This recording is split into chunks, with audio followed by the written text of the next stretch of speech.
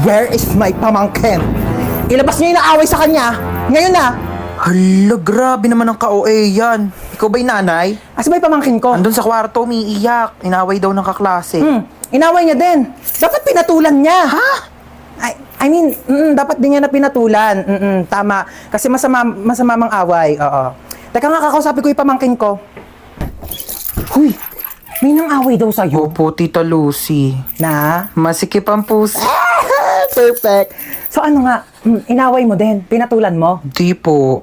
Bakit hindi mo pinatulan? Dapat inaway mo din. Huwag kang papayag na inaapi-api ka.